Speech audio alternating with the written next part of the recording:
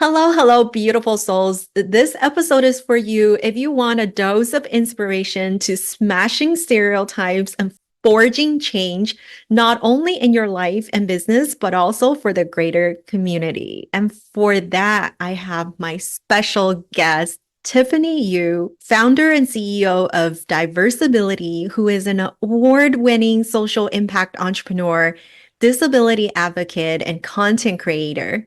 She is also an in-demand speaker, podcast host, 3 times TEDx speaker, and her work and story have been featured in top publications such as the Wall Street Journal, the New York Times, Forbes, USA Today. And we would be here for a long time if I had to list out all of her amazingness. So let's cut it short. She is the best-selling author of her new book, The Anti-Ableist Manifesto. Welcome to the show, Tiffany. Thanks so much for having me. Not a bestseller yet, but we can manifest it. Well, by the time this episode airs, it will happen. I know it. Okay. I love your book, love your story. A quick preview. At age 9, Tiffany, you became disabled in a car accident that also resulted in the death of your father and left you with PTSD. Now, let's hear your side of the story. Yeah, so that's the one sentence version of it. If you want the 10-minute version of it, I have a TEDx talk called The Power of Exclusion. But as you mentioned, at the age of 9, I was in this car accident. I acquired a handful of injuries, including permanently paralyzing one of my arms, breaking a couple bones in one of my legs that would leave me in a wheelchair as a temporary wheelchair user for about 4 months. And then much later being diagnosed with a mental health disability, PTSD, as you also mentioned. And one of the things I want to highlight is that we don't owe anyone these disability origin stories. But part of why I share mine is that I think it provides, or I want it to provide context. So I'm coming into this conversation as someone who acquired my disability at a young age. I wasn't born with it. And in addition to that, I acquired my disability as a result of a tragic accident where someone else passed away. So there are multiple layers of grief in there. But there's a little bit of nuance in terms of, yes, the car accident was tragic, but my life and existence as a disabled person is not. And how can we separate that? Yes, there are some sad parts about that story, but my current existence isn't sad. And that's part of the unlearning that I'm trying to get people to do through this book, through the social media series, through our work at Diversability, unlearning these unlearning ableism and unlearning these harmful thoughts about the disability community. I can't even imagine what you have gone through, but I 100% believe that all hindrances in life eventually become our assets. Would you agree with me? You know, I agree with it now, 27 years after the accident, but in a lot of ways, I still wish that what happened to 9-year-old Tiffany didn't. Sometimes when I watch old videos of myself, even that 2018 TEDx talk that I mentioned, I like start crying because I don't want kids to go through things that make them not get to celebrate the fullness of being a childhood and that childhood innocence. And at the same time, I also understand there are a lot of hard things and, formally they're called adverse childhood experiences that do happen to kids. But how can we lessen them, or how can we start the healing process sooner? But in a lot of ways, I guess what I am most grateful for is that I discovered and connected with the disability community. And that I am a part of this beautiful community for the last almost 30 years. So essentially, I like to tell people that some of us within the disability community have what are called 2 disability origin stories. So I shared the first about the car accident. That's the first origin. But then there's a second origin, which is the turning point, or the moment, or a long period, or a phase or chapter when a disabled person decides to take pride, ownership, identity, even at a baseline level, just acceptance of a disability identity. And I will share that maybe not a lot of disabled people will get to that second origin story. But I think for me, yes, the hard thing was there, but I'm so grateful I got to that second story, which happened about 15 years ago with the beginnings with the creation of Diversability and this disability community. And that I think I'm more grateful for. But yes, that first story, and I think the experiences that happened up until that second story became the fuel for my fire and why I wanted to dedicate my life to building communities everywhere I went. Beautifully said. And if you're new to disability, we will talk about a little bit more about that later on in our conversation. But if you are, not relating to disability, I want you to think about any hardship. This could, mean childhood trauma in other ways or just hardship along your life that's hindering you from living the life that you deserve. So, Tiffany, what stereotypes did you have to smash along the way of your personal development? Yeah. And I know your audience is, focused on growth. So I want to put a little asterisk in that when Lucy and I first met, we were at a conference and my company Diversability was actually in the running to win $60,000 in the small business promotion contest thing. And I was literally just going around and telling everyone to scan this QR code and vote. So anyway, so I just wanted to mention that in case we wanted to talk about that part of growing and kind of building your business too. But I think the stereotypes I had to overcome were around thinking that as a disabled person, I wasn't going to amount to much. And as an Asian woman, that my voice and story didn't matter. And I think that being at this trifecta of being Asian and being a woman and being disabled, there are so many stereotypes that I think we're combating all the time. And I will say that interestingly enough, even though my work is so disability centered, most of the positive feedback I get and support is actually from Asian women who are really proud to see someone standing in their truth or in their purpose, going out and using their voice, trying to advocate to make this world a little bit better for all of us. So you talked about the second half, right? Where you get to the better end. What kind of mindset shifts did you need to make in order to forge changes in your own life? Ooh, such a good question. This is why coaches are good podcast hosts, because you ask the best questions. I will say that I guess I will first preface by saying I read this amazing book called Daring Greatly in 2016 by Brene Brown. And after that point in time, I really decided that I wanted to lead with vulnerability. And I don't know if I've necessarily overcome the hurdles. I still have a very loud inner critic. I've actually given them a whole personality and a name, and sometimes they show up in full force. But one thing I've had to remind myself, and I guess what keeps me going, is that my mission is bigger than me. So one small example I can share is that I really don't like the sound of my voice. And I do a lot of speaking engagements for a living. I was a podcast host. I've been a guest on a lot of podcasts. I make a lot of video content, and I hate going back and rewatching or re-listening to it. But I remember I'm on your podcast. I'm reaching your audiences now. The message is bigger than how self-conscious I feel about the way I'm speaking. I can relate so much to what you just said, Tiffany, because even as, this will be podcast episode number 243, I Woo! still hate my voice. Like when I listen to it, I'm like, oh, I wish I sound better, right? But that can't stop us from doing what we love, and that is to make someone else stay better. That is to add value to someone else's life. And I think if we come from a place of service, that makes a world of difference instead of focusing on ourselves, right? Like I lack, I'm not good enough.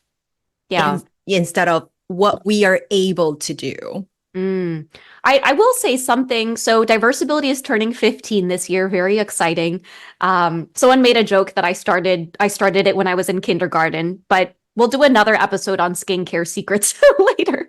But something I did have to learn early on in my journey is I did feel like I was pouring from an empty cup for a long period of time. I think that, and actually maybe one learning I've had is like being able to better set boundaries around my time, especially if we are in service to others, is knowing like okay, in order for us to be in service to others, I need to make sure my own cup is overflowing. I need to make sure I'm making time and harmony and balance for rest. That is something that I've definitely prioritized in these last couple of years. But yeah, the message is bigger than we are, and do what we need to do to take care of ourselves too. Mm. And coming back to what you said earlier, Tiffany, we met in person for the first time at this conference, and she is just so powerful.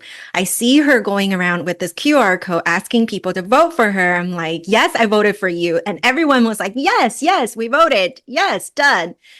Like you were fearless. And I love that. And when I think of the word disability now, it just equates to power to me Mm, because of you. And I know it took you a long time to get there because, like in your book, you talked about once the accident happened to you, you didn't even tell any of your friends that your father passed away for how many years? for 12 years. Mm-hmm. And just like so many things happen to us that we hide to ourselves. And that creates the inner stress, right? The disorder, the PTSD. And that happens to a lot of us on different levels with different stories that we tell ourselves, whether that's, relationship, work, personal, it could be anything, right? It's different for every human being. But as long as you are a human being, all of us have our stories. Mm, It's yeah. about what we do with your story. And I love what you did with your story. What mindset shift for you it was to open up and make that mindset shift? Mm. I think it was realizing, like, I actually still remember the date that I shared the story of the car accident publicly for the first time. And I know you probably read this in the intro, but it was October 22nd, 2009. The car accident was in 1997. And when I shared that story, I cried. But what I realized afterward, after sharing it, was that people saw themselves in my story. And I think one of the things I had to learn about sharing stories was, why am I telling this story?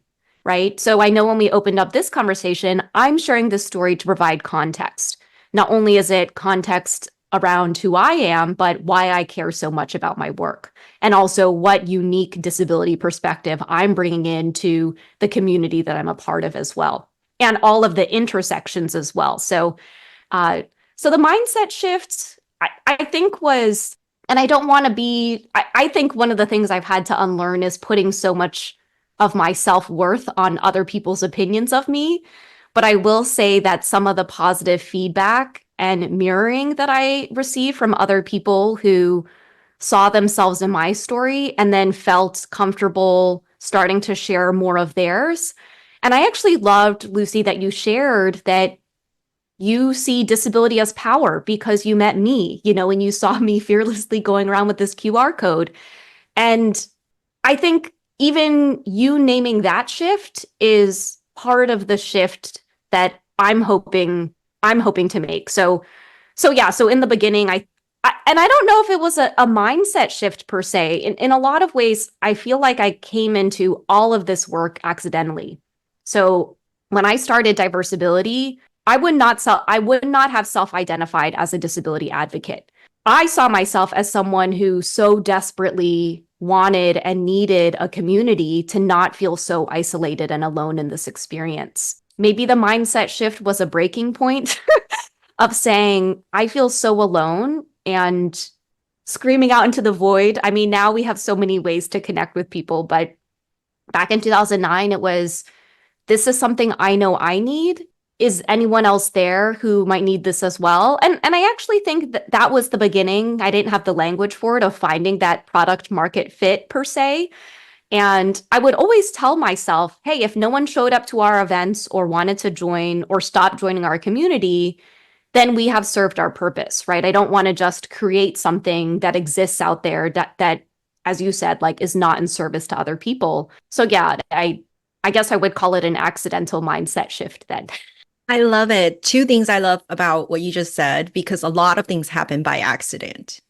I would have never knew I wanted to be a podcast host. right? Before starting my podcast, I didn't even listen to podcasts. And then my business coach put me on my first interview, guesting on another podcast, and I just absolutely fell in love. And it just happened by accident. So as long as you're moving forward, you never know what opportunities arise, right? You never know. But none of it would happen if you're sitting at home and being indecisive and taking inaction, right? So there's no such thing as procrastination. It's just inaction. And success loves action and speedy action. And I love how you just point out we never know where life takes us, but as long as we're moving forward, it's going to take us there. And beautiful opportunities arise from it, just could arise from anywhere, right? And the second thing I really loved about what you said is the keyword unlearn. I am an incessant learner myself. I'm always reading. I love learning. But I think the biggest breakthroughs in life for me came from unlearning certain things, right? I'm sure we've been there. And as entrepreneurs, there's always burnout times, burnout stories with every entrepreneur at one point. But how do we unlearn what we thought was what we wanted and really to let go, to live the freedom that we chose? That life we truly want to design for ourselves. Yeah, I talk a lot. I mean, it's also unlearning other people, unlearning other people's imposed definitions of success on us. I talk a lot about, I mentioned unlearning ableism, unlearning shame. There are so many things that are ingrained in us from an early age. And I also have compassion for that little one for learning, for learning those things that maybe they thought would protect them for a period of time. But yeah, I love that you mentioned both making space for learning and unlearning. Absolutely. What else did you unlearn through the process of starting a company? Because that wasn't your major, right? That's not where you started out. You and I both started out in the finance world. How did you get into business and how did you unlearn what was what was different than what you expected?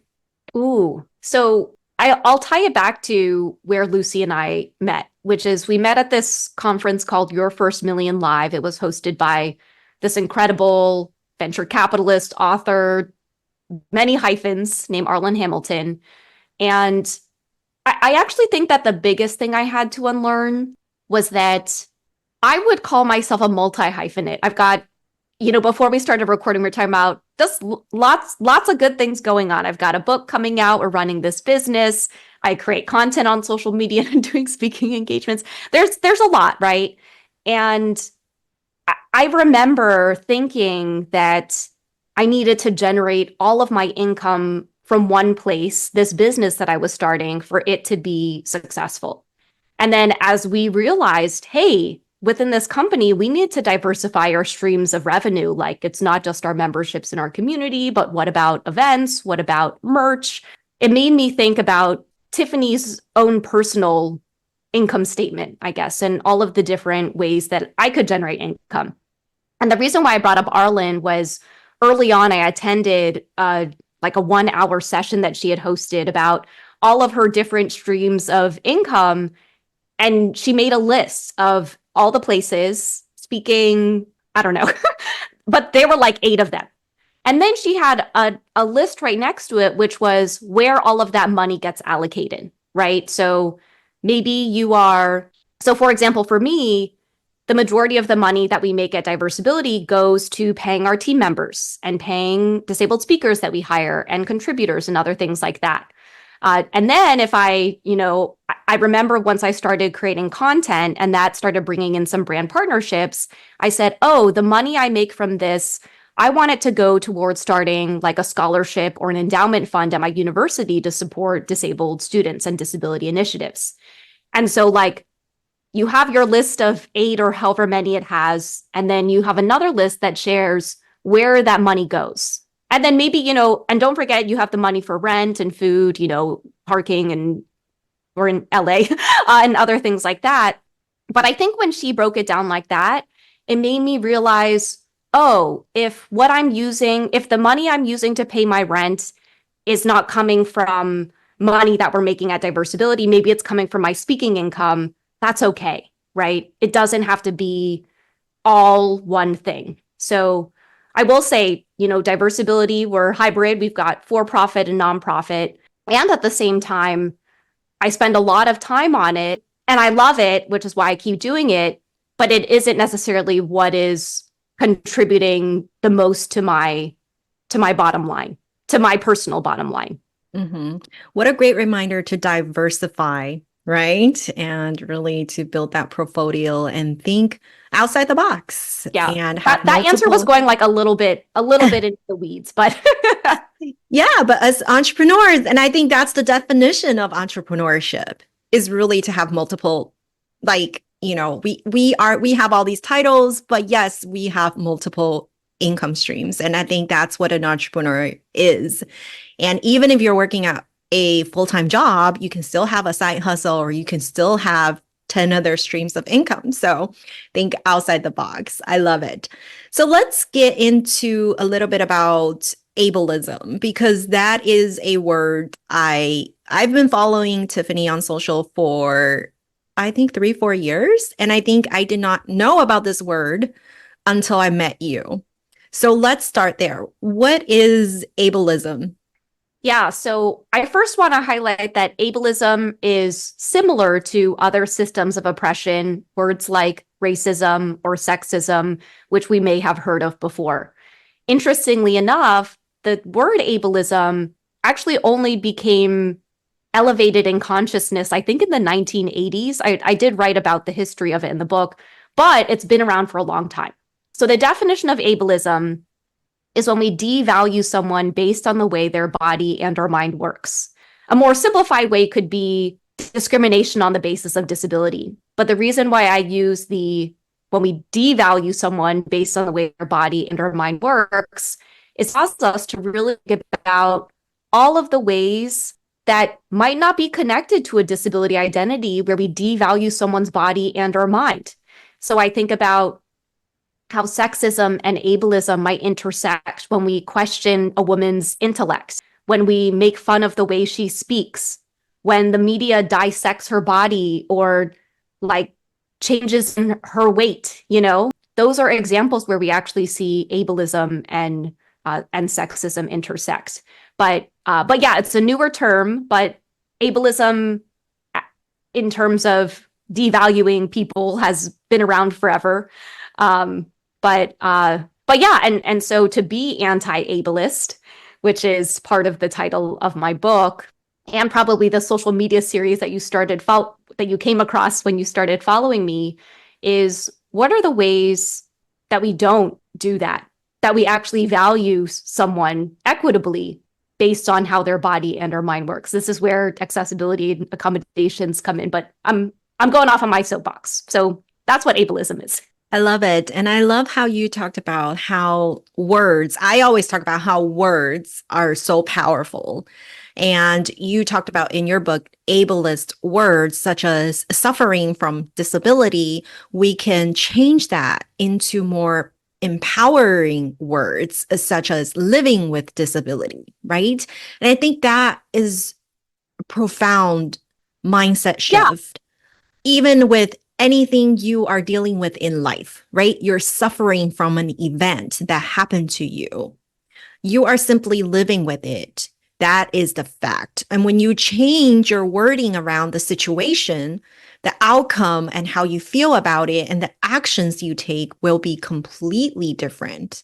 So it's really essential for the words that we are using, right? And I know for you, Tiffany, your disability was actually not very apparent, as we can see your beautiful smile here. But in those difficult times, when you hit a bump in your life, what is a favorite quote that you go by? This quote is from someone named Frances Weller, and the quote is, "The work of the mature person is to carry grief in one hand and gratitude in the other, and to be stretched large by them. How much sorrow can we hold? That's how much gratitude we can give." I love that. I'm big on gratitudes. So thank you for sharing. And where can we find you? You can find me. The best place is on my website, tiffanyyu.com. That will have links to learn more about the book that Lucy has been referencing and all of my social links so you can follow and stay connected with me. Thank you so much. Thank you.